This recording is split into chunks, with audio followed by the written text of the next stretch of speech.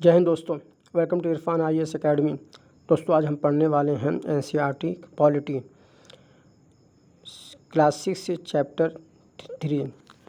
3 में हम पढ़ने वाले हैं गवर्नमेंट।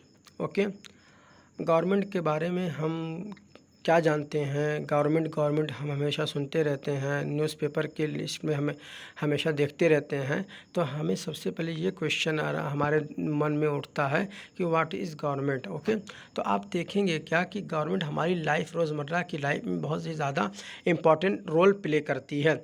जैसे आप यहाँ देख सकते हैं, government sought to protect rights of unorganised workers. Okay, detailed plan to tackle flood soon says government. हर जगह आपको गवर्नमेंट नज़र आएगी। Government fixes price of onion. Okay, तो हर तरफ आपको गवर्नमेंट नज़र आएगी। तो गवर्नमेंट का महत्वपूर्ण रोल क्या है हमारी लाइफ में, हम उसी को जानेंगे। You must have heard the word government mention several times. आप हमेशा बात पे आप सुनते रहते हैं गवर्नमेंट के बारे में। In this chapter you will learn about what a government is and the important role in it plays in our lives। what do government do, कि गवर्नमेंट क्या करती है, गवर्नमेंट का काम क्या है। How do they decide what to do, कि वो कैसे डिसाइड करती है कि हमें क्या करना चाहिए। What is the difference between different types of governments, क्या अलग अलग प्रकार के गवर्नमेंट्स हैं। तो अगर अलग अलग प्रकार के गवर्नमेंट्स हैं तो क्या उनका अलग अलग डिफरेंस, उनके बीच जो अलग अलग डिफरेंसेस हैं वो क्या हैं। जैसे कि हम पढ़ेंगे मोनार्कीज़ के बारे में, हम पढ़ेंगे डेमोक्रेसीज़ के बारे में। ओके, तो ये सारी चीज़ें हम पढ़ने वाले हैं। तो सबसे पहले तो हम ये देखें कि every country needs a government. आपको पता होना चाहिए कि हर एक कंट्री को गवर्नमेंट की ज़रूरत होती है। क्या करने के लिए, ताकि वो डिसीज़न को बना सके and get things done. These can be decision about where to build roads and school। और डिसीज़न ये हो सकता है कि हमें स्कूल कहाँ बनाना चाहिए, कहाँ पे रोड बनाने की ज़रूरत है। ओके, और how to reduce the price of onions, कि हम अगर अनियन की प्राइस ज़्यादा हो चुकी है तो इसको हम कैसे कम करें। Okay, when they get to expensive और ways to increase the supply of electricity. और इलेक्ट्रिसिटी की जो सप्लाई है उसको कैसे इंक्रीज़ किया जाए ताकि हर घर में सप्लाई का इलेक्ट्रिसिटी की सप्लाई हो सके। The government also takes action. Government जो है कि ये भी एक्शन लेती है कि मेनी सोशल इश्यूज़ को कैसे मेंटेन किया जाए। For example it has several programmes. वो जो है ना बहुत ही ज़्यादा से प्रोग्राम्स लाती रहती हैं ताकि वो पुअर को हेल्प कर सके। Okay, it does other important things. Okay, such ऐसे running postal and railway services. ये रेलवे सर्विसेज भी कम किराए पे हमें उपलब्ध कराती है, पोस्टल वगैरह भी कम सर्विसेज में उपलब्ध करा देती है। तो ये सारी चीज़ें हम गवर्नमेंट के ही ज़रिए से कंप्लीट करते हैं और ये हमारी लाइफ में बहुत ही ज़्यादा इम्पोर्टेंट रोल प्ले करता है। The government also has the job of protecting the boundaries of the country. अब गवर्नमेंट जो है ये भी काम होता है गवर्नमेंट का कि वो प्रोटेक्ट करे हमारी बाउंड्रीज़ को और वो मेंटेन करे peaceful relations with the other countries. दूसरी कंट्रीज़ के साथ जो है अच्छी रिलेशन बनाए रखे और इसको मेंटेन करने का काम कौन करता है, और ये काम करता है गवर्नमेंट करती है। Okay, it is responsible for ensuring that all its citizens have enough to eat. और इसको ये भी इंश्योर करना है कि सारे सिटीज़न को कैसे इनफ खाना मिल सके and have good health facilities, और उसको कैसे गुड हेल्थ फैसिलिटीज़ मिले। ये सारी की सारी वेलफेयर स्कीम्स वगैरह गवर्नमेंट लाती हैं जिसकी वजह से लोगों को जो इस कंट्री में रहते हैं उनको ये सारी फैसिलिटीज़ मिलती रहती हैं। और ये सारी फैसिलिटीज़ किसके द्वारा मिलती है, गवर्नमेंट के द्वारा मिलती है। When there are natural disasters, जब भी नेचुरल डिज़ास्टर हो जाती हैं जैसे कि सुनामी आप अक्सर सुनते रहते हैं, अर्थक्वेक आप हमेशा सुनते रहते हैं। It is the the government that mainly organises, कि मेनली मुख्य रूप से गवर्नमेंट जो है ये ऑर्गेनाइज करती है ताकि उनको ऐड दिया जाए, उनकी मदद की जाए जो लोग अफेक्टेड हैं उससे, सुनामी से या अर्थक्वेक से। Okay, if there is a dispute, अगर डिस्प्यूट हो किसी के बीच या किसी के बीच किसी ने क्राइम कमिट कर दिया हो, तो वो लोग, आपने सुना होगा कि वो लोग कोर्ट में जाते हैं। तो कोर्ट क्या है? Court are also part of the government, court तो गवर्नमेंट का ही पार्ट है। परहैप्स यू आर वंडरिंग, आप अक्सर शायद आप वंडर होते होंगे कि how government manage to do all this, कि इन सारी चीज़ों को गवर्नमेंट कैसे करती है, कैसे मैनेज करती है। And why it is necessary for them to do so, अगर गवर्नमेंट को ये सब करना है तो क्या ज़रूरत है कि वो ऐसा काम करें, उसको क्यों ऐसी ज़रूरत पड़ती है कि वो लोगों की भलाई के बारे में सोचें। When human beings live and work together, जब लोग एक साथ रहते हैं, एक साथ काम करते हैं, तो क्या ज़रूरत है? Okay, there needs to be some amount of organisation so that decision can be made. जब भी लोग एक साथ रहते हैं, एक साथ काम करते हैं, तो एक ऐसी ऑर्गेनाइजेशन की ज़रूरत पड़ती है जिसके ज़रिए से लोग डिसीज़न ले सकें और डिसीज़न बना सकें। Okay, some rules have to made that apply to everyone. For example, there is a need to protect resources.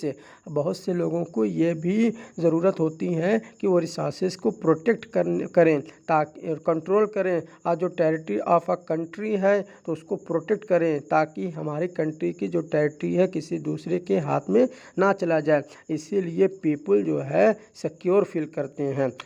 Okay, government से do this on behalf of their people by exercising leadership. Government जो है लोगों के behalf पे ये काम करती है और ये जो है लीडरशिप को एक्सरसाइज करती है, डिसीज़न को लेती है और उसको इम्प्लीमेंट करने का काम भी लोगों के बीच करती है। ओके, जो लोग उस कंट्री या टेरिटरी में रहते हैं उनकी भलाई के बारे में गवर्नमेंट का ही काम होता है कि वो अच्छी अच्छी स्कीम्स वगैरह, प्रोग्राम वगैरह चलाती रहे। Okay, levels of the government के क्या लेवल्स है? नाउ दैट यू नो, अब आप जानते हैं कि गवर्नमेंट इज़ रिस्पॉन्सिबल, गवर्नमेंट एक रिस्पॉन्सिबल चीज़ होती है। तो गवर्नमेंट को रिस्पॉन्सिबल अगर ठहराया जाता है तो मैनी डिफरेंट थिंग्स से, तो बहुत सी चीज़ों में वो रिस्पॉन्सिबल होती है। Can you think of how it manages to do all this, क्या आप सोच सकते हैं कि ये सारी चीज़ों को करने के लिए मैनेज कैसे वो करते हैं? The government works at different level से, गवर्नमेंट जो है ना अलग अलग लेवल पे काम करती है, जैसे कि at the local level, at the local level of state and at the national level, यानी कि डिस्ट्रिक्ट लेवल पे, स्टेट लेवल पे, उसके बाद सेंट्रल लेवल पे गवर्नमेंट काम करती है। Okay, that local level means in your village, आपका जो लोकल लेवल है, आपका विलेज वो लोकल है, आपके करीब है, टाउन या लोकेलिटी। द स्टेट लेवल मतलब ये होता है कि जिस पूरे स्टेट को जो कवर करता है। जैसे कि अगर हम रहते हैं हरियाणा में, तो हरियाणा एक स्टेट है, लेकिन हरियाणा के अंदर एक डिस्ट्रिक्ट है, तो वो डिस्ट्रिक्ट जो है कि लोकल लेवल हो गया, और वो पूरा हरियाणा है वो स्टेट लेवल हो गया। फिर हरियाणा किस देश में आता है? इंडिया में आता है, तो इंडिया एक सेंट्रल लेवल हो गया। Okay, entire state like Haryana and Assam and the national level जो रिलेट किससे करता है? पूरी कंट्री से रिलेट करता है ना, relates to the entire country. Okay, later in this book you will read about how local level government functions, कि आप बाद में जब पहुँचेंगे तो आप क्लास में, तो आप ये भी पढ़ेंगे कि लोकल लेवल किस तरह से फंक्शंस करते हैं। और फिर उसके बाद आप ये भी जानेंगे कि स्टेट लेवल या गवर्नमेंट लेवल किस तरह से काम करते हैं। आप इस मैप को देख सकते हैं, ये एक टेरिटरी है, ये इंडियन टेरिटरी है, और इस तरह से ये उत्तर प्रदेश है, ये बिहार है, ये पंजाब है, ये हरियाणा है। ओके, इस तरीके से ये स्टेट लेवल पे गवर्नमेंट होती है, तो उस पे जो है कि स्टेट लेवल इसको कहेंगे, और ये पूरे कंट्री को जो कंट्रोल करता है उसको सेंट्रल लेवल कहते हैं। ओके, आप ये देख सकते हैं कि इसमें एक एक स्टेट में एक एक डिस्ट्रिक्ट को दिखाया गया है, आइडेंटिफाई कराया गया है। Laws and the government. Okay, अब लॉस के बारे में, गवर्नमेंट के बारे में हम पढ़ेंगे। The government makes laws. Government क्या करती है? लॉस बनाती है। And everyone who lives in the country, जो लोग उस कंट्री में रह रहे होते हैं, हैज़ टू फॉलो दिस, इनको बिल्कुल ही फॉलो करना पड़ता है उन सारे लॉस को जो गवर्नमेंट बनाई होती है। This is the only way governments can function, और यही एक ऐसा तरीका होता है जिससे गवर्नमेंट फंक्शन कर सकती है। Just like the government has the power to make decision, government के पास जो पावर होती है डिसीज़न को बनाने में, वो इसी के ज़रिए से होती है। Similarly it has the power to enforce, और उनके पास ये भी पावर होता है कि वो इन्फोर्स करे इन डिसीज़न को जो उन्होंने बनाया है। फॉर एग्ज़ाम्पल, देखिए एक एग्ज़ाम्पल के तौर पे अगर हम बात करें तो there is a law and says कि all person driving a motor vehicle must have a licence. Okay, और ये भी बताया गया है कि जब भी आप गाड़ी चलाएं तो आपके पास लाइसेंस होना बहुत ज़रूरी है। Any person caught driving a vehicle a licence can either be jail. Okay, sorry, vehicle without a licence, अगर कोई ऐसा बंदा है जो बगैर लाइसेंस, अब ये तो रूल बन गया है, ये लॉ बन गई है कि आपको जो है जब भी आप गाड़ी चलाएं तो आपके पास लाइसेंस का होना ज़रूरी है। अगर आप बगैर विदाउट अ लाइसेंस से पकड़े जाते हैं तो आपको या तो जेल हो सकती है या तो आपको फ़ाइन देना पड़ सकता है, सम ऑफ मनी, कुछ ज़्यादा मनी का फ़ाइन देना पड़ सकता है। तो ये रूल बन गया है और इसी रूल पे अब गवर्नमेंट काम करेगी। विदाउट दिस, जिन लोगों ने इस तरह का क्राइम कमिट किया तो उनको जेल हो सकती है या तो इनको फ़ाइन दिया जा सकता है। Without this laws the government's power to make decision is not of much use. Okay, अब आप समझ सकते हैं कि अगर गवर्नमेंट इस तरह के लॉस नहीं लाती तो गवर्नमेंट के पास पावर ही नहीं रहता कि वो कोई डिसीजन ले, और वो इसके बिना गवर्नमेंट जो है ज़्यादा यूज़फुल नहीं होती। ओके, इसीलिए गवर्नमेंट क्या करती है? गवर्नमेंट लॉस बनाती है। In addition to any actions that governments can take, के कोई भी एक्शन अगर गवर्नमेंट लेती है, there are also steps that people can take if they feel that a particular law is not being followed। अगर government कोई ऐसा action ले ले जो लगे कि इसको बिल्कुल उसको फॉलो नहीं करना चाहिए, तो उसको इफ़ अ पर्सन फील्स, अगर पर्सन को लगे, जैसे कि आपको यहाँ समझ लें कि that they were not hired for a job because of their religion या कास्ट के या रिलीजन के कारण अगर किसी बंदे को जॉब में हायर नहीं किया जाता है तो वो बंदा जो है ही और शी में approach the court and claim that the law is not being followed. Okay, अब ये बंदा जब इसके साथ इस तरह के डिस्क्रिमिनेशन होगा तो वो हो सकता है कि कोर्ट जा सके, और वो कोर्ट जब जाएगा तो उसको क्लेम कर सकता है। क्लेम ये करेगा कि भाई जो लॉ बनाई गई है वो हमारे सूटेबल है नहीं, वो तो हमारे आर्टिकल्स, हमारे राइट टू स्पीच की या राइट टू लिव की या राइट टू स्पीक की का उल्लंघन है। तो उस लॉ को कोर्ट हो सकता है कि ऑर्डर दे कि उसे नहीं किया जाना चाहिए, उस लॉ को कोर्ट के द्वारा ख़त्म कर दिया जाता है। ओके, अच्छा, अब हम जानेंगे कि टाइप्स ऑफ गवर्नमेंट के कितने टाइप्स होते हैं। Who gives the government this power to make decision and enforce laws, कौन है जो गवर्नमेंट को ये पावर दिया है कि वो भी डिसीजन मेकिंग पावर किसने दिया है, या लॉज को इन्फोर्स करने की का पावर किसने दिया है।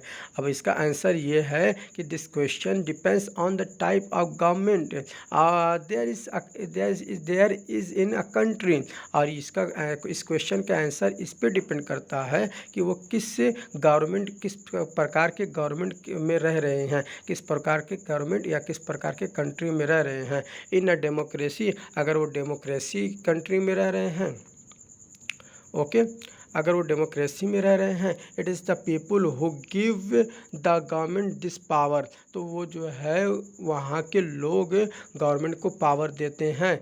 Okay, they do this through elections in which they vote for particular persons and elect them, और ये ऐसे किया जाता है कि वहाँ पे इलेक्शन होता है और उस इलेक्शन में वो किसी 10 लोग अगर खड़े हो जाते हैं, 10 लोग इलेक्शन लड़ने के लिए जब खड़े होते हैं और उसमें से हमें 3 लोगों को चुनना है, तो हम उन लोगों में से अगर 3 लोगों को चुन लेते हैं, जब 3 लोग चुने जाते हैं, इलेक्ट किए जाते हैं, तो वही 3 लोग मिलकर क्या करते हैं, फॉर्म करते हैं गवर्नमेंट को। ओके, वही 3 लोग फॉर्म करते हैं गवर्नमेंट। जब वो गवर्नमेंट फॉर्म कर देते हैं तो अब वो जो डिसीज़न लेते हैं वही सारी चीज़ें हम उनको पावर दे देते हैं कि भाई अब आप जो है डिसीज़न ले सके। In democracy the government has to explain its actions and defend its decision to the people. अब जब वो गवर्नमेंट, डेमोक्रेसी में सबसे अच्छी चीज़ ये है कि गवर्नमेंट कोई भी एक्शन अगर लेता है तो उसको एक्सप्लेन करना पड़ता है, ओके, एंड डिफेंड करना पड़ता है अपने डिसीज़न को, कि भाई हमने जो डिसीज़न लिया है, जो हमने लॉज बनाए हैं या जो हमने डिसीज़न लिया है वो लोगों की अच्छाई के लिए लिया है। अगर लोगों की अच्छाई के लिए वो डिसीज़न नहीं होगी तो लोग कोर्ट जाएंगे, कोर्ट जाने के बाद वहाँ से उसको रद्द करवा सकते हैं। Another form of government is monarchy, और दूसरा फॉर्म जो है मोनार्की गवर्नमेंट का वो मोनार्की है।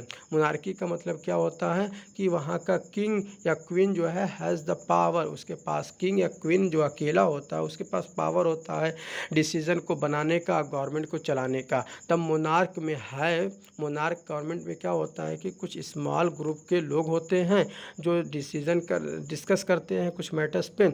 उसके बाद क्या होता है कि फाइनल डिसीजन मेकिंग पावर जो होती है वो जो मोनार्क राजा या वहाँ का क्वीन जो होती है उसी के पास होता है final decision making power. Unlike in a democracy, लेकिन डेमोक्रेसी का मामला क्या है कि kings and queens do not have an explain उसमें मोनार्क में क्या होता है कि किंग्स एंड क्वींस जो do not have to explain their actions और defend the decision they take. और मोनार्क में क्या होता है कि किंग्स एंड क्वींस जो होते हैं उनको एक्सप्लेन करना ही नहीं होता है, जो उन्होंने एक्शन लिया है या अपने डिसीजन को वो डिफेंड करने की भी कोशिश नहीं करते, क्योंकि वो भाई मोनार्क हैं और वो जो डिसीज़न लेंगे वही डिसीज़न उनका माना जाएगा। डेमोक्रेसी में ये मामला होता है। Okay, democratic government, India is a democracy. India is a democracy. This achievement is the result of a long and eventful struggle of the Indian people. बहुत ही संघर्षों के बाद ये इवेंटफुल मोमेंट हमें मिला है कि हम एक डेमोक्रेसी हैं।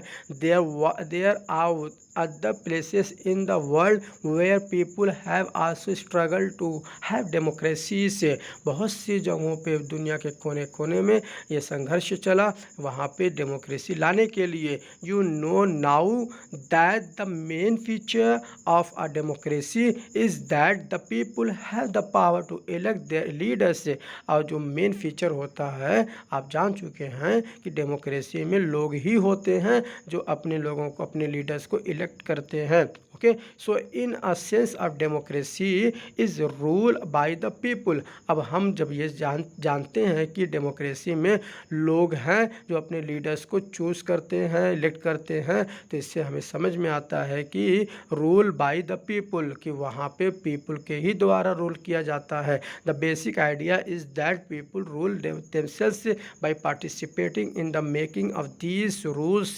ओके, अब ये भी बेसिक आइडिया ये भी है कि लोग वहाँ पे रूल करते हैं खुद पार्टिसिपेट करके, अपने जो रूल्स होते हैं उसे बनाकर। Okay, democratic government in our times are usually refer to as representative का डेमोक्रेसी। रिप्रेजेंटेटिव डेमोक्रेसी का मतलब ये होता है कि democracy people do not participate directly. Okay, people जो होते हैं, आपने कहा कि पीपल रूल करते हैं, पीपल मेक करते हैं रूल को, तो कैसे रूल करते हैं? वो लोग डायरेक्टली नहीं रूल करते, but instead choose their representative से। वो अपने, जैसे कि 10 लोग यहाँ से खड़े हुए और यहाँ से 3 लोगों को इलेक्ट करना है, 3 लोगों को यहाँ से इलेक्ट करना है। जब 3 लोगों को हम इलेक्ट कर लेंगे, ओके, जब 3 लोगों को हम यहाँ से इलेक्ट कर लेंगे तो इन लोगों को हम भेजेंगे संसद में। आज जब वो पार्लियामेंट में जाएंगे तो वहाँ से वो रूल बनाएंगे, और किसके बिहाफ पे? हमारे बिहाफ पे वो लोग रूल बनाते हैं। ओके, तो ये इसीलिए इसको कहा जाता है रिप्रेजेंटेटिव। ओके, हाँ, okay okay okay. Through an election process this representative से मिलते हैं और बनाते हैं क्या? Rule, decision for the entire population, और पूरे पॉपुलेशन के लिए वो रूल बनाते हैं।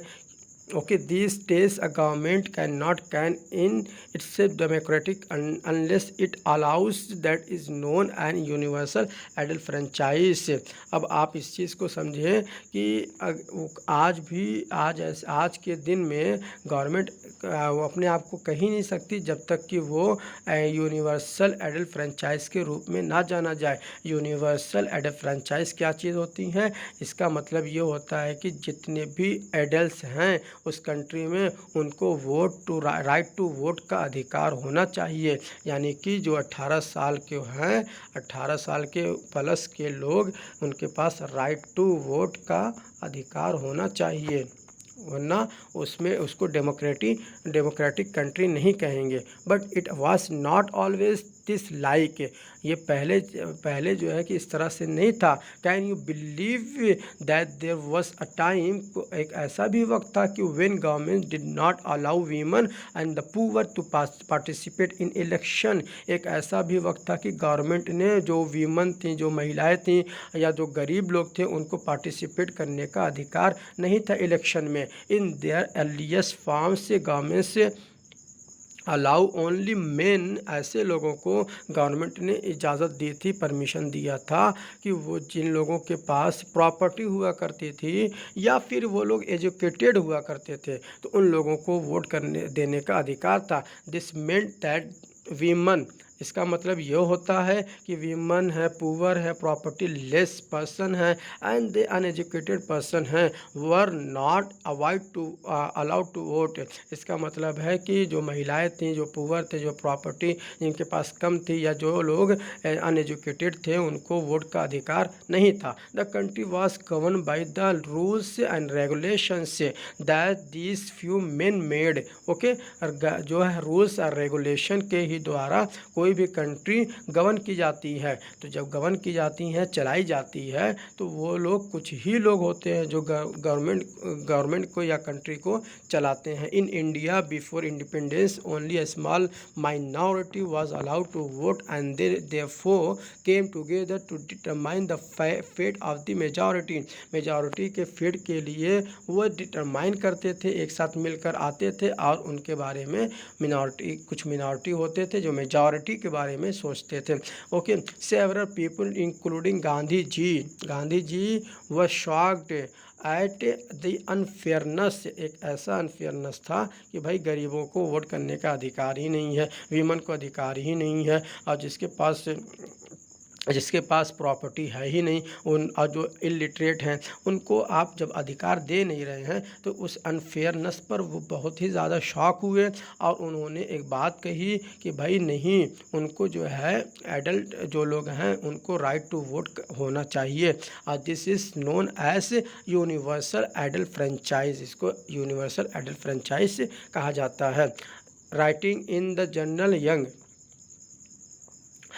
इंडिया इन 1931 गांधी जी ने एक चीज़ लिखी थी, उन्होंने एक बात कही थी कि I can not possibly bear the idea that a man who has got wealth should have the vote, but that a man who has got character but no wealth and literacy should have no vote, और that a man who works honestly by the sweat of his brow day in and day out should not have the vote for the crime of being a poor man। ओके, गांधी जी ने का कहने का मतलब ये था कि मतलब आप ऐसे लोगों को क्यों अधिकार दे रहे हैं जिनके पास वेल्थ है, जिनके पास जो लोग पढ़े लिखे हैं उनको तो आपने वोट करने का अधिकार दे दिया, लेकिन जो लोग अच्छे कैरेक्टर के हैं बस यही है कि वो लोग उनके पास वेल्थ नहीं है, वो लिटरेसी उनके पास नहीं है, उनको आपने वोट का अधिकार ही नहीं दिया। जबकि कुछ ऐसे भी होते हैं जो ऑनेस्टली अपने काम को करते हैं, पूरा पसीना बहाकर दिन और रात मिलकर देश के लिए अच्छा सोचते हैं, तो आपने सिर्फ उनको इसलिए वोट करने का अधिकार नहीं दिया है क्योंकि उन्होंने एक क्राइम ये कर दिया कि वो गरीब पैदा हो गए, तो इसी वजह से आपने उनको अधिकार नहीं दिया। ओके, यहाँ पे चैप्टर कंप्लीट होता है, आप इस चीज़ को देख सकते हैं। यहाँ पे चैप्टर अगर आपको पसंद आया, ये आप देखिए कि यहाँ पर वोटिंग इन रूरल एरिया, इस रूरल एरिया में वोटिंग के जब करने जाना होता है या कहीं भी जाना होता है तो a mark is put on the finger, आपके फिंगर पे एक मार्क कर दिया जाता है, ये श्योर करने के लिए कि भाई एक पर्सन जो है एक ही वोट को कास्ट कर सकता है। ओके, ये है गवर्नमेंट के बारे में हमने पढ़ लिया है। अब नेक्स्ट चैप्टर आपको मैं दूंगा, इससे पहले कि आप इस चैनल को सब्सक्राइब करें और ज़्यादा से ज़्यादा शेयर करें और लाइक करें, और हो सके तो बेल आइकन को प्रेस कर दें ताकि हमारा नोटिफिकेशन आपको सबसे पहले मिल सके और आप आने वाले वीडियोज़ को एंजॉय कर सकें। जय हिंद दोस्तों।